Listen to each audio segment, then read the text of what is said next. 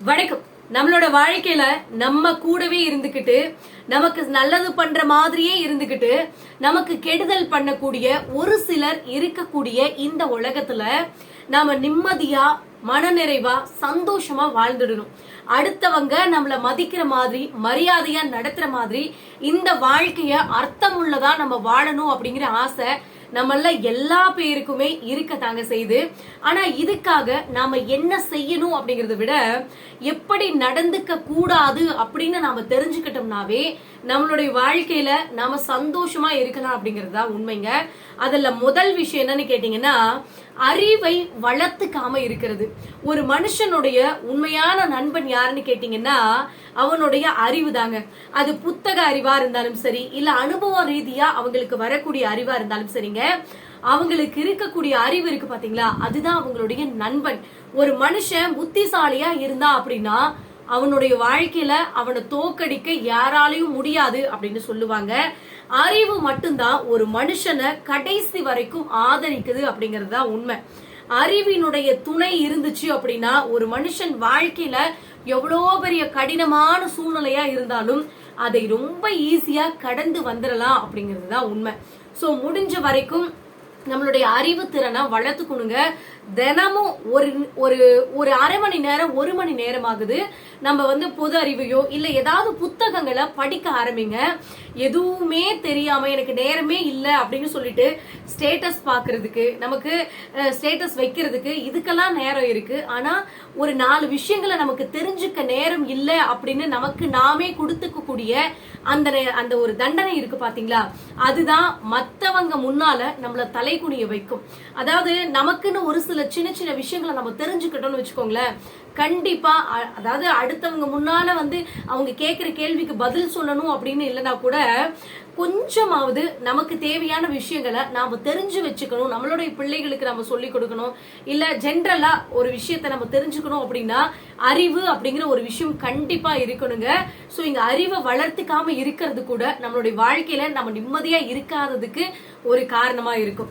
2வது விஷயம் என்னன்னு கேட்டீங்கன்னா, தன்னம்பிக்கை இல்லாத ஒரு விஷயம். ஒரு சிலர்லாம் இருப்பாங்க, தான் மேல தனக்கு என்னைக்குமே நம்பிக்கை இருக்காது. அவளா நல்லா இருக்கான், அவளா நல்லா படிக்கிறான், அவனோட டேலண்ட் எனக்கெல்லாம் வரவே வராது அப்படின்னு தன்னை தானே தாழ்த்தி கொள்ளக்கூடிய ஒரு சிலர்லாம் இருப்பாங்க.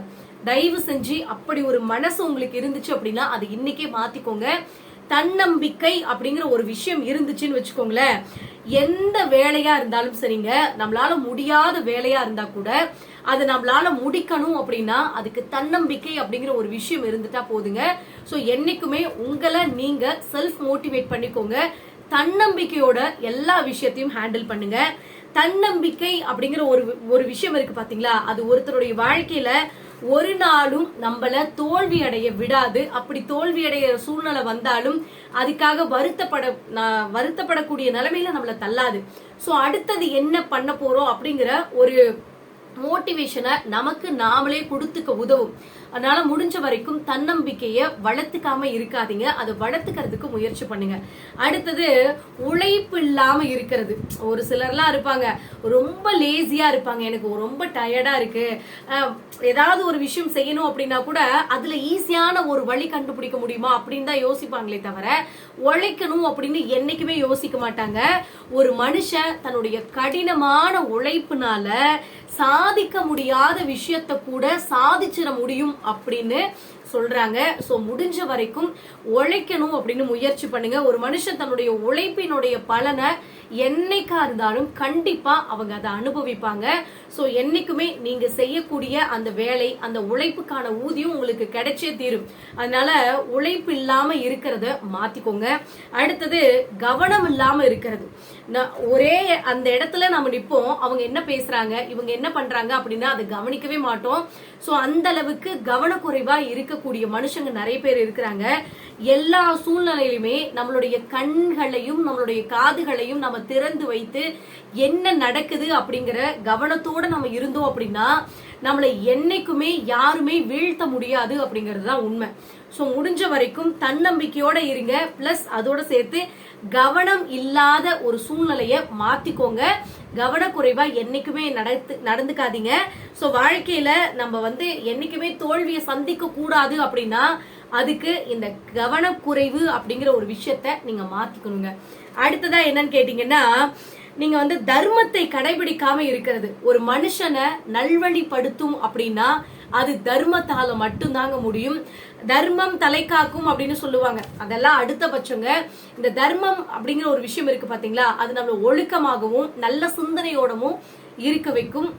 சோ முடிஞ்ச வரைக்கும் தர்ம வழியில் அற வழியில் நடக்கிறதுக்கு நாம முயற்சி பண்ணணுங்க. ஒரு மனுஷன் தன்னுடைய வாழ்க்கையில வெற்றி அடையணும் அப்படின்னா அந்த வாழ்க்கையில அவன் அர்த்தமுள்ளதான வாழ்க்கையாவும் வாழணும் அப்படின்னா அதுக்கு கண்டிப்பா தர்மத்தை கடைபிடிக்கிறது ரொம்பவே முக்கியமான ஒரு விஷயங்க.